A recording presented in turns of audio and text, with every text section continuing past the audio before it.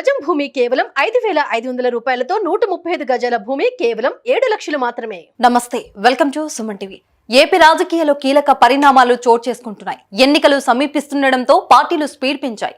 తాజాగా జనసేన అధినేత పవన్ కళ్యాణ్ తో చంద్రబాబు భేటీ అయ్యారు. స్వయంగా పవన్ ఇంటికి వెళ్లి చంద్రబాబు కలిశారు. ఎప్పుడు చంద్రబాబు ఇంట్లోనే పవన్ తో భేటీ జరిగింది. కానీ టీడీపీ అధినేత ఈసారి నేరుగా పవన్ కళ్యాణ్ ను వెళ్లి కలవడం రాష్ట్ర రాజకీయాల్లో హాట్ టాపిక్ గా మారింది.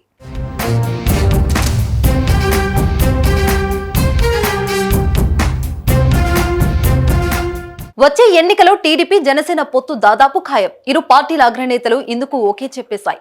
వైసీపీ ఓటమే లక్ష్యంగా రెండు పార్టీలు కలిసి పనిచేసేందుకు సిద్ధమయ్యాయి. అయితే పొత్తులపై టీడీపీ సానుకూలంగా ఉన్న జనసేన శ్రేణుల్లో మాత్రం కాస్త అసంతృప్తి నెలకొంది.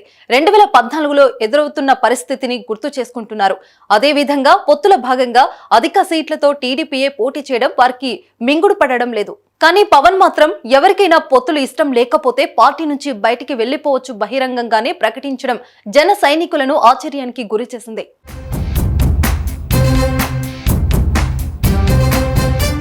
ఈ పరిస్థితుల నేపథ్యంలోనే పవన్ ఇంటికి చంద్రబాబు వెళ్లారని రాజకీయ విశ్లేషకులు భావిస్తున్నారు. జనసేన కార్యకర్తలను సంతృప్తి పరచడానికి పవన్ కళ్యాణ్ ఇంటికి వెళ్లినట్లు సమాచారం. జనసేనకు టీడీపీ ఇచ్చే వాల్యూ ఏంటో ఈ భేటీ ద్వారా తెలియజేయాలని నేరుగా చంద్రబాబే ఒక్క మెట్టు దిగి పవన్ కళ్యాణ్ ఇంటికి వెళ్లారని రాజకీయ వర్గాలు చర్చించుకుంటున్నాయి.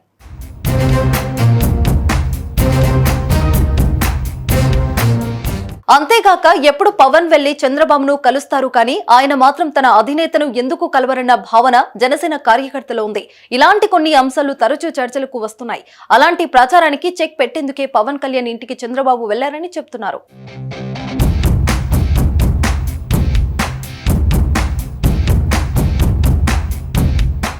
మాదాపూర్లోని పవన్ నివాసానికి వెళ్లిన చంద్రబాబు దాదాపు 2 గంటల పాటు సమావేశమయ్యారు. సీట్ల సర్దుబాటు, ప్రచారం వంటి అంశాలపై సుదీర్ఘంగా చర్చించారు.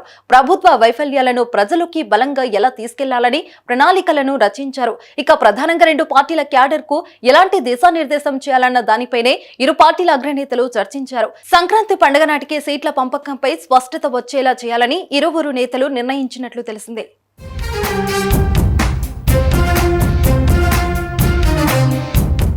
ఉమ్మడిగా బహిరంగ సభల నిర్వహణ, ఎక్కడెక్కడ సభలు నిర్వహించాలి, ఎవరెవరు హాజరవ్వాలి, వాటిని ఎప్పటి నుంచి ప్రారంభించాలనే అంశాలపైన ఇద్దరు నేతలు చర్చించారు. ఇద్దరు కలిసి బహిరంగ వేదికపైకి వచ్చి కీలక నిర్ణయాలను వెల్లడించనున్నారు. అదే వేదికపై నుంచి ఉమ్మడి మేనిఫెస్టోను కూడా ప్రకటించే అవకాశం ఉంది. ఏదేమైనా 10 ఏళ్ల తర్వాత పవన్ కళ్యాణ్ ఇంటి గడప చంద్రబాబు తొక్కడం చర్చనీయాంశమైంది.